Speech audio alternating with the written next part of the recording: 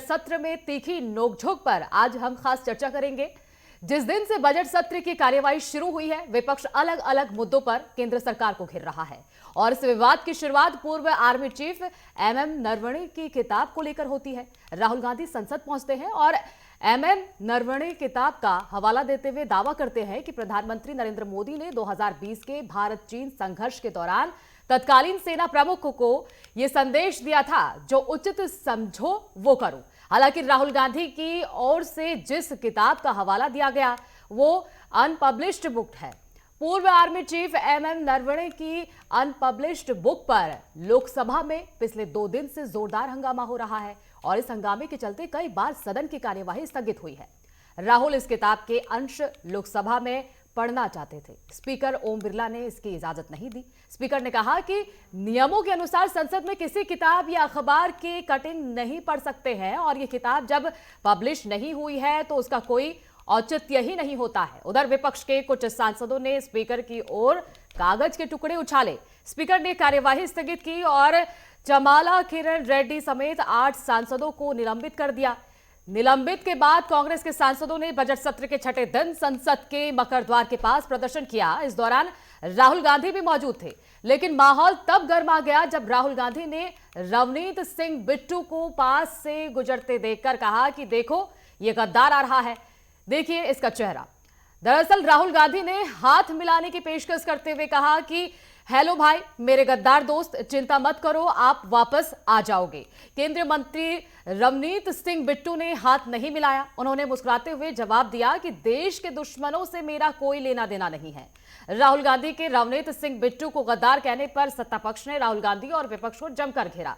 तो आज हम इस खास कार्यक्रम में इस पूरे विवाद को सिलसिलेवार तरीके से आपको बताएंगे। तो राहुल गांधी के बयान को लेकर संसद में हंगामा, वो एमएम नरवणे की किताब को लेकर कुछ हवाला दे रहे थे और इसी को लेकर स्पीकर लगातार उन्हें चुप कराने की कोशिश कर रहे थे। हालांकि जो कांग्रेस के सांसद हैं वो लगातार हंगामा कर रहे थे। इसी को लेकर वहां पर काफी हंगामा देखने को मिला और पिछले 2 दिन से लगातार इसमें बजट सत्र के दौरान हंगामा देखने को मिल रहा है और पूरी कहानी क्या है हमने आपको समझाया।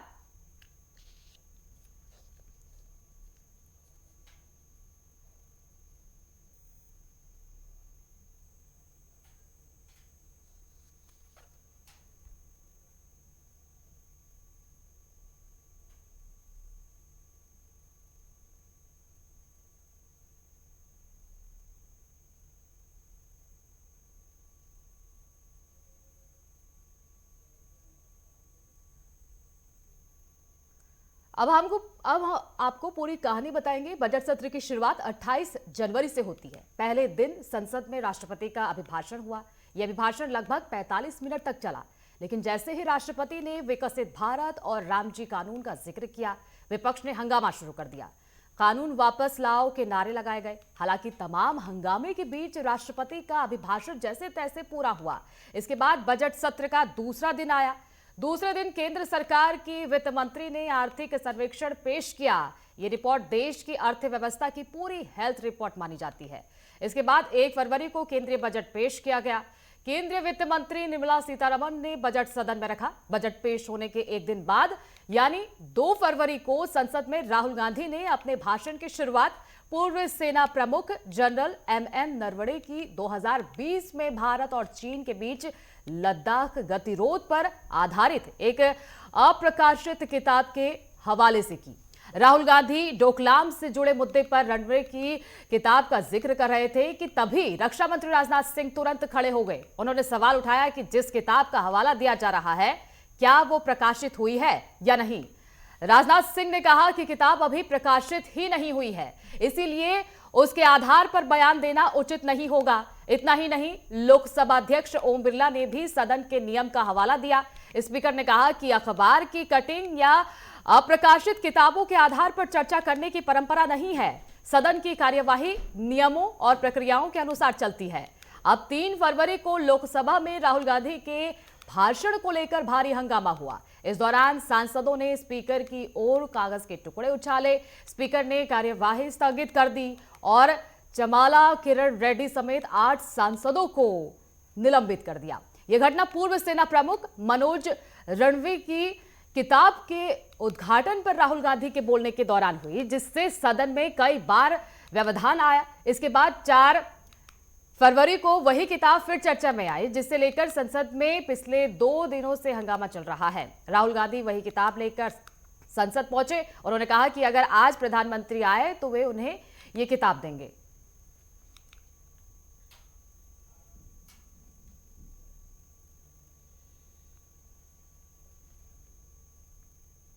तो बजट सत्र की शुरुआत होती है 28 जनवरी से और इसी दौरान जो पूरी देश की अर्थव्यवस्था है इसको लेकर रिपोर्ट पेश की जाती है और राहुल गांधी समेत तमाम विपक्षी नेता इस पर सवाल उठाते हैं। 2 फरवरी को जब राष्ट्रपति का अभिभाषण के धन्यवाद प्रस्ताव के लिए ये संसद प्रक्रिया चल रही थी, वहां पर किताब को लेकर हंगामा हो गया।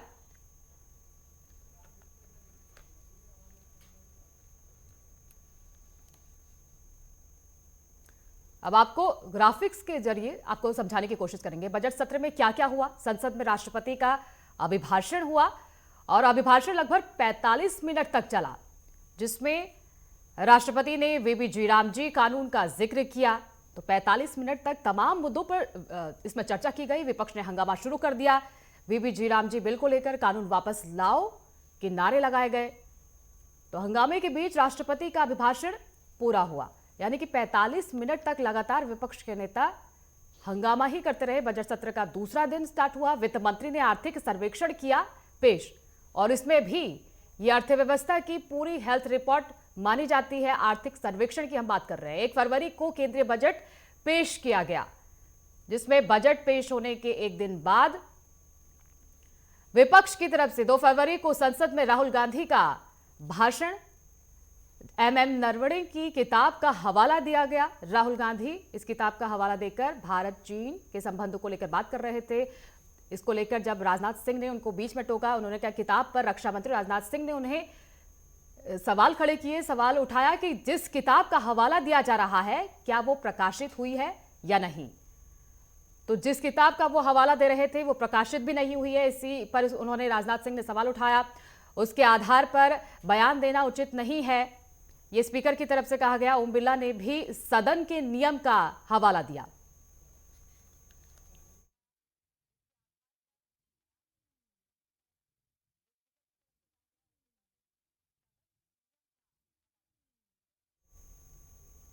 इसके बाद आगे क्या हुआ आपको समझाएंगे। इधर कांग्रेस के निलंबित सांसद बजट सत्र के छठे दिन संसद के मकर द्वार के पास प्रदर्शन कर रहे थे, जिसमें राहुल गांधी भी मौजूद थे।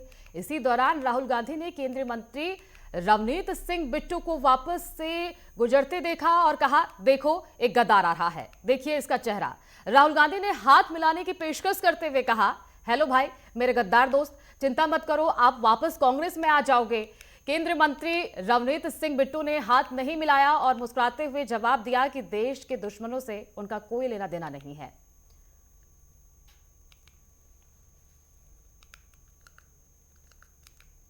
तो छठे दिन जब रवनीत बिट्टू वहां पर पहुंचे, जो अब बीजेपी में है, उन्हीं को लेकर राहुल गांधी ने टिप्पणी की। उन्हें आते हुए देखकर उन्होंने कहा कि हेलो मेरे दोस्त, मेरे गद्दार दोस्त, इस तरीके से उनको हेलो किया, उनको विश किया।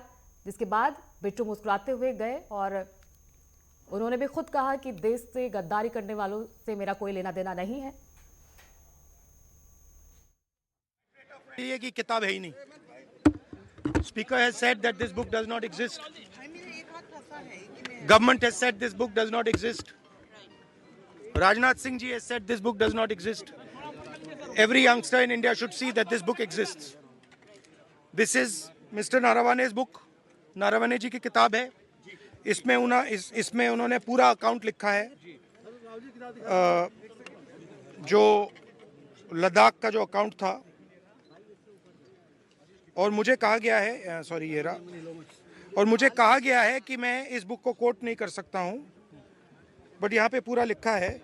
यहाँ पे मेन लाइन है जो प्रधानमंत्री ने कही, जो उचित समझो वो करो।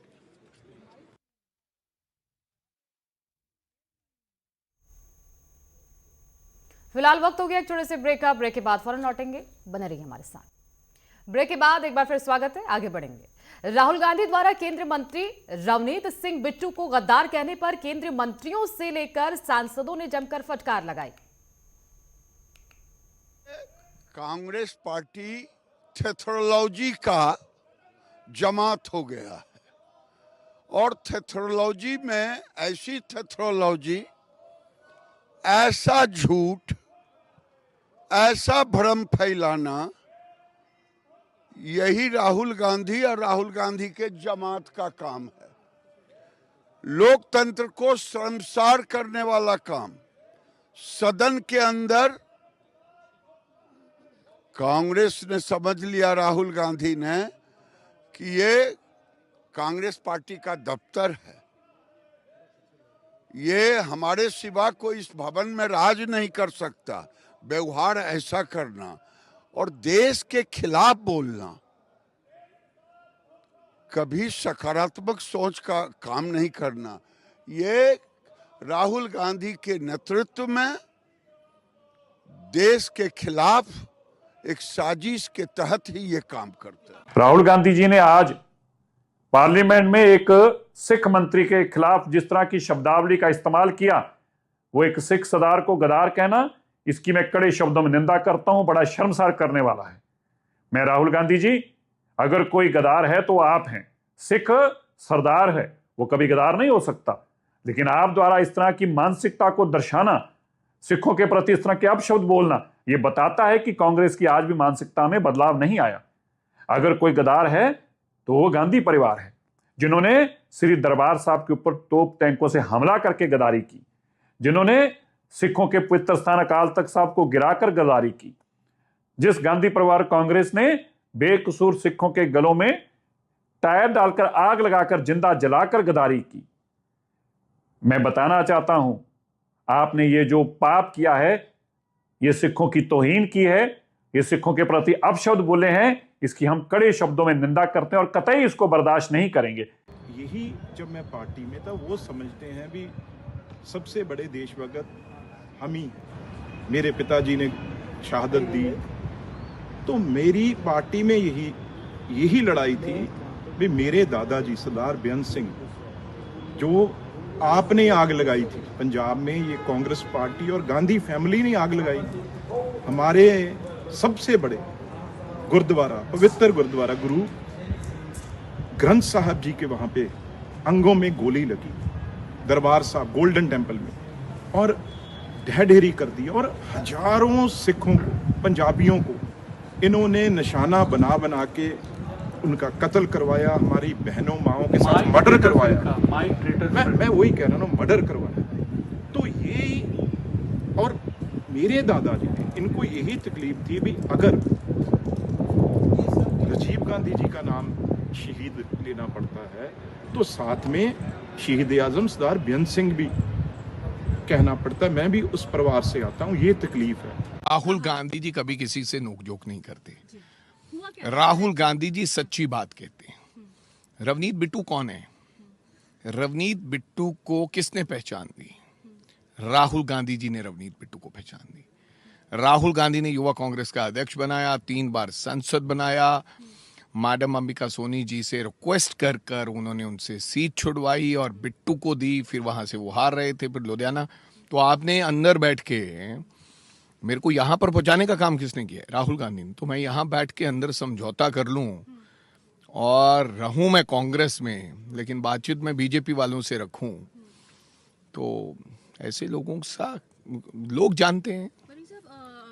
वहाँ पे देखा जाए तो बिट्टू जी कुछ इशारा भी कर रहे थे। क्या इशारा कर रहे थे वो तो मेरे को पता नहीं इशारा क्या कर रहे थे। पहले वो इशारे करते आ रहा था कि ऐसा लगा हमें कि ऐसे कह रहा है कि ये तुम्हारी जगह यही है। तो इस प्रकार से एक मंत्री बंदा हो, उसको इस प्रकार से इशारे नहीं करने चाहिए जिस प्रकार का उनका रवैया था। इसी को लेकर केंद्रीय मंत्री हरदीप सिंह पुरी ने प्रेस कॉन्फ्रेंस कर विपक्ष पर जमकर फटकार लगाई है। सुनिए क्या कहा। कांग्रेस पार्टी पिछले कई दिनों से पार्लियामेंट की फंक्शनिंग पे रुकावट डाल रही है, बट आज पार्लियामेंट के बाहर जब हमारे कॉलीग और बीजेपी के काउंसिल ऑफ मिनिस्टर्स के मेंबर सरदार रवनीत सिंह बिट्टू जी वहां से गुजर रहे थे, जहां पे कांग्रेस पार्टी राहुल गांधी जी और उनके साथी प्रोटेस्ट कर रहे थे, तो वहां पे जब वो निकल रहे थे तो उन्होंने एक शब्द का इस्तेमाल किया। वो अंग्रेजी शब्द है, उसको आरपी जी ने हिंदी की उसकी ट्रांसलेशन बनाई गद्दार। पर आरपी जी मैं माफी चाहता हूं, मुझे लगता है कि जो ट्रांसलेशन में ये पूरा जो नुआंस और सेंटिमेंट है और अर्थ है शब्द का वो खो जाता है। अंग्रेजी में बोल रहे थे, उन्होंने शब्द इस्तेमाल किया ट्रेटर। ट्रेटर शब्द बाय एंड लार्ज ट्रांसलेशन उसकी गद्दार हो सकता है, बट नॉट फुली। ट्रेटर वो व्यक्ति होता है हु बिट्रेज हिज नेशन। ये शब्द इस्तेमाल किया जाता है जो हमारी स्पाइज होते हैं, कहते हैं ट्रेटर टू द नेशन, जिसने नेशन को सेल आउट किया या सीक्रेट्स दिए या और कुछ किया है। तो ये शब्द लाइटली नहीं लेना चाहिए। और मैंने तो उससे ये घटना कोई शायद 11 बजे आसपास ही है ना, तो मैंने उसको थोड़ी देर बाद ही, मैं क्योंकि बिजी था पार्लियामेंट के काम में, मैंने सोशल मीडिया में पोस्ट डाली। नॉर्मली हमारी पोस्ट बहुत लोग डालते हैं, पर 1 घंटे के अंदर अंदर it crossed several thousand likes and views, 30-40,000। ये सिख कम्युनिटी के लिए बहुत सीरियस इशू है। सीरियस क्यों? क्योंकि ट्रेटर कौन होता है? ट्रेटर होता है जो अपने देश के साथ, आरपीजी का मैं शब्द इस्तेमाल करूं, गद्दारी करे। पर बिट्टू जी कौन है? He is not just a member of parliament elected from Ludhiana. He is not just a member of a Sikh family जिन्होंने देश सेवा किया है। इनके अपने ग्रैंडफादर सरदार बेअंत सिंह जी जो पंजाब के मुख्यमंत्री थे, he fell to an assassin's bullet. तो ऐसे आदमी को और या कम्युनिटी को, बाकी हमारी कम्युनिटी की जो सैक्रिफाइसेस हैं, मैं इमोशनल नहीं होना चाहता हूं, but you know we are celebrating the 350th martyrdom anniversary of Guru Tegh Bahadur ji, हमारे 9th Guru Sahib. Historic sacrifice, religious freedom और ह्यूमन डिग्निटी के उन्होंने जो किया, साहिबजादे उनकी जो हमारी शहादत थी उसको लेके बट तो ये कहना है कि अच्छा भाई, मैं समझ सकता हूं कि अगर आपको इस पर नाराजगी एक्सप्रेस करनी है तो कहिए, अरे my friend, my long lost friend, उसने ये भी बोला यू विल कम बैक। अरे एक तरफ से उसको बोल रहा है traitor, traitor you will come back. अरे मेरे भाई, अगर ट्रेटर है, तुम्हारे और भी कई दोस्त यार होंगे, मित्र होंगे जो ट्रेटर होंगे, but then why do you want him to come back if he is a traitor? No, it's a mindset. वहीं दूसरी ओर दिल्ली कांग्रेस मुख्यालय के पास बीजेपी कार्यकर्ताओं ने राहुल गांधी के खिलाफ प्रदर्शन किया।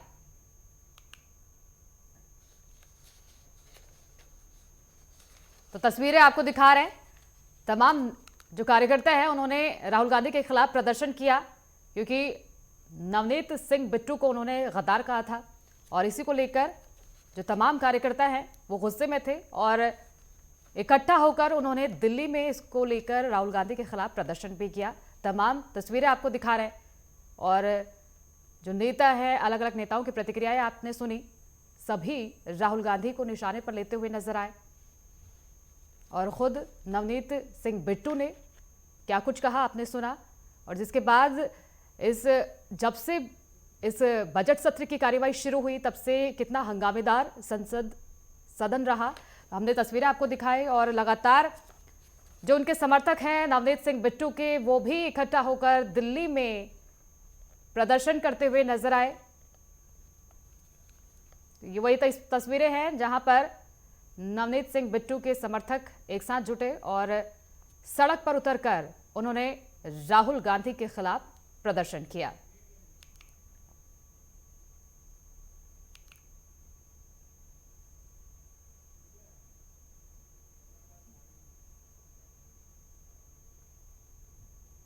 इस रिपोर्ट को जारी रखेंगे। फिलहाल वक्त हो गया एक छोटे से ब्रेक का। ब्रेक के बाद फौरन लौटेंगे, बने रहिए हमारे साथ। ब्रेक के बाद एक बार फिर स्वागत है। इस खास रिपोर्ट में आगे बढ़ेंगे। विपक्षी सांसदों के लगातार हंगामे के चलते लोकसभा की कार्यवाही 4 बार स्थगित हुई।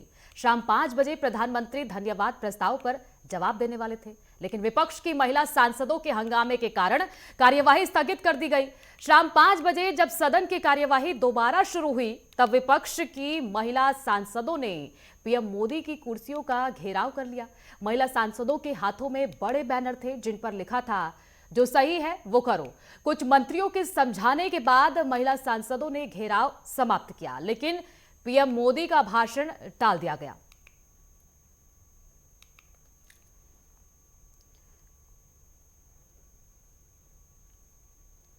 तो पर होती है कि मर्यादाओं परंपराओं को बना के रखें। ये सभागृह का जितना अपमान करेंगे। अब देखिए कैसे जब मोदी डरता है सदन को छोड़ के भागता है। जब मोदी डरता है सदन को छोड़ के भागता है। वो आज 5 बजे कहने वाले थे, बोलने वाले थे, वो तो आ ही नहीं, डर के मारे भाग गए। तो कहने के तो कुछ है ही नहीं, क्योंकि उन्होंने जितना ताकत से उन्होंने कहा कि ये तो बुक एग्जिस्ट ही नहीं करता है ही नहीं, और उनको देखे वो बुक ही है, सब कुछ है। तो वो डिस्कशन वो बोलना चाहते हैं कि हम विपक्ष, हमारा प्रॉब्लम क्या है। ये कांग्रेस का मुद्दा या एसपी का मुद्दा या तृणमूल का मुद्दा नहीं है। ये मुद्दा है कि विपक्ष क्या बोलेगा, विपक्ष क्या राष्ट्रपति का भाषण पे बोलेगा, वो सरकार तय नहीं कर सकता है। सरकार मैक्सिमम उनका स्पीच रेडी कर सकता है, हमारा स्पीच सरकार नहीं रेडी कर सकता है। This is the main point. No, it is not good thing for a democratic system of functioning of the parliamentary system unnecessarily, because Rahul Gandhi and Congress opposition party have no issues to take debate against the government, Modi ji government. They want only one disturbance. So he ought to have debated so many issues, but he has not at all debated. Only concentrated on only regarding book is concerned. So unnecessarily time is wasting, energy is wasting, and people's tax money is wasting. It is nature of the Congress people, and they are losing all the elections in the entire nation. They are losing everything. So unnecessarily, without, there is no debate at all. If Nerega, they disturbed, and in Karnataka Assembly they want to debate in the Assembly. Their leaders, parliamentarians, they are not addressed or debated in the parliament regarding what are the plus and minus. So it is waste of money, waste of energy, and in a democratic system they are doing against the democracy. Modi सरकार ने एक बार फिर संसदीय परंपराओं और मर्यादाओं का उल्लंघन इसलिए किया कि वो देश की संप्रभुता से, देश की सॉवरेनिटी से जो खिलवाड़ हो रहा है भारत अमेरिका ट्रेड डील में, उस पर जवाब नहीं देना चाहते। रवायत साफ है, हर बार जब मंत्री सदन में बयान देते हैं तो उनसे सवाल पूछा, क्लैरिफिकेशन की शक्ल में सवाल पूछे जाते हैं। पर लोकसभा में भी राज्यसभा में भी पीयूष गोयल जी आए, एक रटा रटाया कल की तरह पढ़ा, एक जवाब पढ़ा जिसकी हिंदी भी दुरुस्त नहीं है, मेरे साथी संजय सिंह बता रहे थे, और वो पढ़कर भाग गए। ये न संसदीय मर्यादाएं हैं, न वो सारे सवाल हैं जो देश जानना चाहता है। प्रधानमंत्री जी का भाषण था, उनको जवाब देना था, महामहिम राष्ट्रपति जी के अभिभाषण पे थैंक्स करना था, और जब 5 बजा तो ठीक 5 बजते ही जैसे ही सदन शुरू होता है, महिलाओं को आगे करके प्रधानमंत्री जी के चेयर तक और उससे भी आगे तक इन लोगों ने घेर लिया। इसके पहले इन लोगों ने हमारे टेनेटी जी, जो एक दलित समाज के सांसद हैं, उनके ऊपर कागज फेंके हैं, उनको अपमानित किया है, उनको अपशब्द बोले हैं। अभी वो केस चल ही रहा है। ऊपर से प्रधानमंत्री जी के चेयर तक महिलाओं को आगे रख के आने का क्या उद्देश्य हो सकता है? आप देश में मिल रही हार से इतने बौखलाए हुए हैं कि क्या आप प्रधानमंत्री जी पर हमला करना चाहते हैं? जाहिर सी बात है, अगर संसद परिसर में मौजूद हैं और जवाब देने के लिए, जबकि प्रधानमंत्री जी को भाषण देना बहुत पसंद है, उनकी तो पूरी राजनीति भाषण पे ही चल रही है, तो हो सकता है टेलीप्रॉम्प्टर यहाँ ना मिल पा रहा हो और बोलना मुश्किल हो, इसलिए उन्होंने आने की हिम्मत नहीं जुटाई। वरना तो पूरा देश इंतजार कर रहा था कि वो आए और बोले और देश को जवाब दें।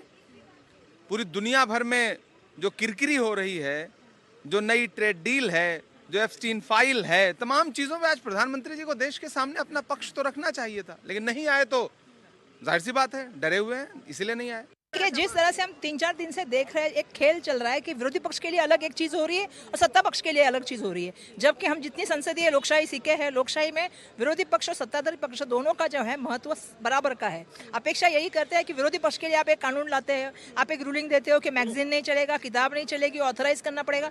फिर निशिकांत दुबे जब खड़े होते हैं, उनका माइक हमेशा चलता है, विरोधी पक्ष नेता का माइक बंद होता है, बार बार बंद किया जाता है। तो हमने यही आज सवाल पूछे कि इस तरह से जो होता है सभापति जी, ये सही नहीं है।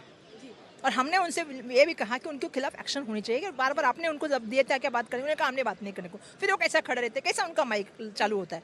तो उसके बाद उन्होंने कहा कि आपको 4 बजे बुला के हम बात करेंगे। 4 बजे हम लोग आए, कोई इसका सोल्यूशन नहीं किया, बोले 5 बजे तक होगा, कुछ नहीं किया। हम जाके वहाँ पे खड़े हो गए। हमने यही कहा कि लोकतंत्र की हत्या मत कीजिए। जिस तरह से नेहरू जी और इंदिरा जी के बारे में आप अश्लील बातें करते हैं, जिस तरह से उन्होंने बात की, उनका हम निषेध करते हैं और उनके ऊपर कार्रवाई होने देनी चाहिए, ये हमारा कहना था। लेकिन हमको देख के वो भाग गए। एक बात तो स्पष्ट है, विपक्ष के पास बोलने के लिए कोई मुद्दा नहीं और रणनीति भी इतनी खराब है कि जनता से जुड़े हुए मुद्दे भी नहीं उठाना चाहते, भारत के बढ़ते हुए कदमों के बारे में नहीं बोलना चाहते, ईयू इंडिया ट्रेड डील हो, यूएस इंडिया ट्रेड डील हो, उसके विषय में नहीं कहना चाहते। ऐसा लगता है मानो विपक्ष के पास कोई मुद्दा ही नहीं बचा और आने वाले चुनावों से पहले वो पहले हथियार डाल चुके हैं और संसद में केवल हंगामा करना, वॉकआउट करवा देना, इस तरह से कि अवरोध पैदा करना, टेबल पे चढ़ना, कागज फाड़ना, स्पीकर पर फेंकना, सारे नियमों की धज्जियां उड़ाना, लोकतंत्र को शर्मसार करना, सदन की कार्रवाई को रोकना। राहुल जी का और विपक्ष का केवल एक ही एजेंडा है, भारतीय लोकतंत्र को शर्मसार करो, सदन में कागज फाड़ो, स्पीकर पर फेंको और जो बाकी सांसद चुन के आए उनको जो बोलने का मौका है उसको छीन लो। क्या कांग्रेस पार्टी यही चाहती है कि सदन ना चले? क्या कांग्रेस यही चाहती है कि जनता के जुड़े हुए मुद्दे हम ना उठा सकें? क्या कांग्रेस यही चाहती है कि प्रधानमंत्री जी अपनी बात ना रख पाए? और अगर स्पीकर नियम अनुसार रूलिंग देते हैं, नियम भी बताते हैं, उसके बावजूद नेता प्रतिपक्ष नियमों को ही नहीं मानते, स्पीकर की रूलिंग को नहीं मानते, तो इससे पता चलता है एक परिवार और एक पार्टी का अहंकार सिर चढ़ के बोल रहा है। उनके लोकतंत्र कुछ नहीं, ये परिवारवादी पार्टियों के लिए उन परिवारों को जिनको लगता है मैं नियम से भी बड़ा हूं, ये मैं जो है आज कहीं ना कहीं कांग्रेस और बाकी परिवारवादी पार्टियों के सिर पर चढ़कर बोल रहा है, जो नियमों से ऊपर अपने आप को समझते हैं। जब स्पीकर ने हाउस में कोई रूलिंग दे दी तो सबसे सुप्रीम वही है और स्पीकर के रूलिंग के ऊपर तो कुछ भी नहीं। अगर स्पीकर ने एक बार रूलिंग दे दी तो सदस्य का काम यह था कि वो वहां से थोड़ा आगे बढ़ते और अपने भाषण को शुरुआत करते, लेकिन उनका मकसद केवल एक हंगामा करना था, चर्चा में भाग लेना तो कभी था ही नहीं। ये मुझे लगता है इससे ये बहुत ज़्यादा दुर्भाग्यपूर्ण है जिस तरीके से विपक्ष ने राष्ट्रपति जी के अभिभाषण पर जिस तरीके से उनका आचरण रहा है, जिस तरीके से हंगामा, आप अपनी बात नहीं रख रहे हैं और कांग्रेस की वजह से कोई विपक्ष अपनी बात नहीं रख पाया। राष्ट्रपति जी का अभिभाषण एक ऐसा समय होता है जहां पे आप हर बिंदु पर आप चर्चा कर सकते हैं, हर बिंदु को आप रख सकते हैं। जितने राज्य में चुनाव होने वाले हैं, क्या उन क्षेत्रीय दलों को अपनी बातें नहीं रखनी थी? अभी बंगाल में चुनाव होने वाला है, ममता जी सुप्रीम कोर्ट तक जा रही हैं, क्या उनके सांसदों को यहाँ पे अपनी बातें नहीं रखनी चाहिए थी सदन के पटल के ऊपर? पर एक पार्टी की वजह से और एक व्यक्ति की वजह से, नेता प्रतिपक्ष की वजह से जिस तरीके से सदन का माहौल खराब हुआ है, मैं ये मानता हूँ कि एक गलत परंपरा की भी शुरुआत है। इस तरीके से आप चेयर का अपमान कर रहे हैं, आप कुर्सी पे चढ़ रहे हैं, टेबल के ऊपर आप चढ़ रहे हैं और जिसकी वजह से जो एक खूबसूरत चर्चा हो सकती थी, जिसका यकीनन लाभ देश को भी मिलता, सदन को भी मिलता, आपने उस चर्चा को ही पूरी तरीके से उस पर गतिरोध लगा दिया। बिजनेस एडवाइजरी कमेटी में डिसाइड हुआ था आज बोलेंगे हो ना, क्यों नहीं आया? डर के भाग गया, डर के भाग गया। जो डर गया ओ क्या हुआ? ओ क्या हुआ? मर गया।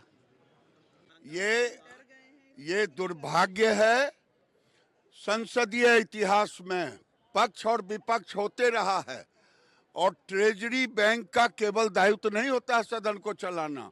पहली बार देश में राष्ट्रपति के अभिभाषण पर इस तरह का हंगामा करे, ये तो अबोध बालक की तरह कर रहे हैं हंगामा।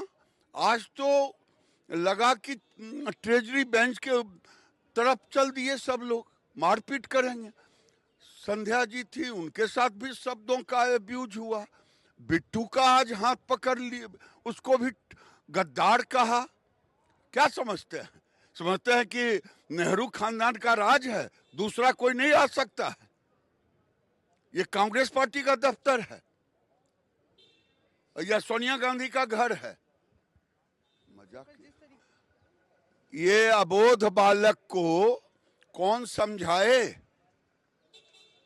ऐसा बचकाना हरकत आज तक के इतिहास में कोई भी विपक्ष का नेता नहीं कहा होगा। विपक्ष के नेता की गरिमा को तार तार करने का काम किया है।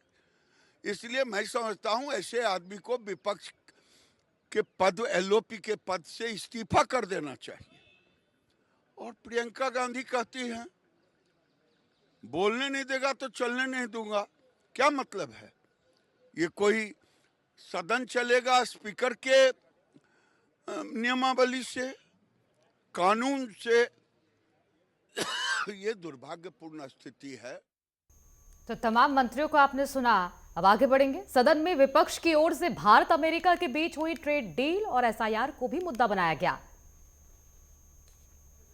ये जो अमेरिका से डील हुई है, ये डील नहीं ढील हुई है। हमारा पूरा बाजार उनके हाथ में दे दिया। सरहद की बात करें, अब तो किचन के रास्ते हमारी थाली तक, नवाला जो है हमारे एक रोटी के टुकड़े तक बात पहुंच गई है। अब सनातनियों को ये चिंता करनी पड़ेगी कि उनका व्रत कैसे सनातनी रहेगा। मान लीजिए डेयरी प्रोडक्ट्स वहाँ से आ गए तो हमारे सनातनी लोग व्रत कैसे रखेंगे? हम सब भारतवासी व्रत कैसे रखेंगे? बड़ा चिंता का विषय है। और फिर सीधा सीधा हमला है। जो भारतीय जनता पार्टी के संगी साथी समय समय पे स्वदेशी का नारा देते थे, आखिरकार वो लोग कहाँ हैं? वही जो बिल्डिंगें बड़ी बड़ी बनी हैं, कहीं उसके अंदर अंग्रेजी चश्मा लगा कर तो नहीं बैठे हुए हैं। और ये बात तो साबित हो गई है। जिस तरह की डील हुई है, न जाने क्या क्या उसमें फैसले होंगे, देश तो जानना चाहता है। एसआईआर का फायदा उठाकर Bharatiya Janata party election commission का इस्तेमाल कर वोटर के अधिकार का हनन हो रहा है, वोटर्स को का डिलीशन हो रहा है लार्ज स्केल पे। उसकी लड़ाई ममता जी लड़ रही हैं कि वेस्ट बंगाल में भारी संख्या में ऐसे वोट्स काटे गए हैं जो ट्रेडिशनली उनको वोट करते हैं। तो वो लड़ाई वो सुप्रीम कोर्ट में लेकर गई हैं। मैं इसका स्वागत करती हूँ और मैं मानती हूँ हर विपक्षी नेता को इसकी लड़ाई लड़ना जरूरी है, क्योंकि जिस तरीके से संविधान को ताक पे रखा जा रहा है, जिस तरीके से मनमानी की जा रही है, जिस तरीके से प्रजातंत्र में पार्लियामेंट को चुप कराने की प्रक्रिया विपक्ष को की जा रही है, उसकी लड़ाई वो लड़ रही हैं। उसका मैं स्वागत करती हूँ। और जो इम्पीचमेंट की वो बात कर रही हैं, अगर कोई इलेक्शन कमीशन जो इंस्टीट्यूशनल मोरालिटी है उनको दरकिनार करके किसी का एजेंडा फॉलो करे, ये सरासर गलत है। और उम्मीद करती हूँ कि सुप्रीम कोर्ट, क्योंकि एक प्रावधान है, लीगल प्रक्रिया है जो पॉलिटिकल पार्टीज यूज कर सकती हैं, उस पर संज्ञान लेते हुए इलेक्शन कमीशन को कि कोलैप्स ना हो, इलेक्शन कमीशन की ट्रांसपेरेंसी बनी रहे, वोटर्स के लिए उनकी राइट्स बने रहें, वो लड़ाई में उनको जीत हासिल होगी। हालांकि वाणिज्य मंत्री पीयूष गोयल ने लोकसभा में भारत और अमेरिका के बीच हुई ट्रेड डील की जानकारी साझा की। उन्होंने बताया कि अमेरिका के साथ व्यापार समझौते को लेकर हुई बातचीत में भारतीय पक्ष अपने संवेदनशील क्षेत्रों, खासकर कृषि और दुग्ध क्षेत्र के हितों को सुरक्षित रखने में सफल रहा है। उन्होंने भारत अमेरिका ट्रेड डील की 10 प्रमुख बातें बताई और ग्राफिक्स के जरिए हम आपको समझाने की कोशिश करेंगे।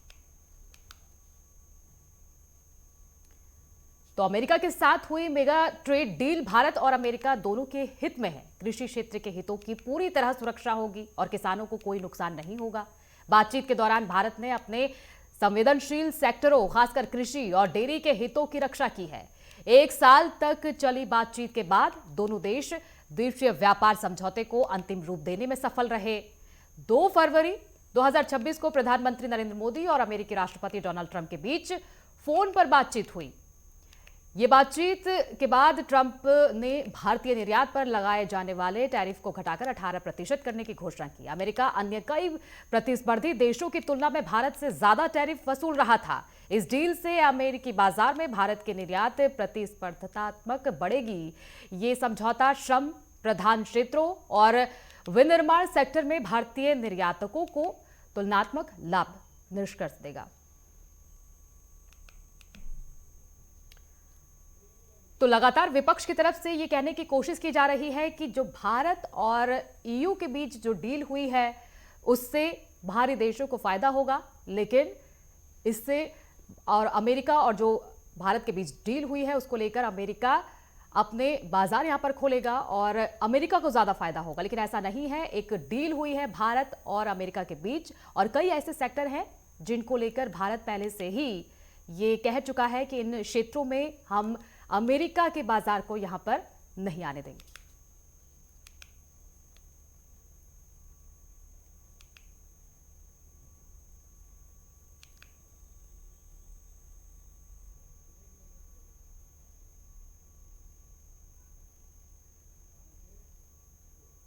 इस खास रिपोर्ट में आगे बढ़ेंगे। फिलहाल वक्त हो गया एक छोटे से ब्रेक का।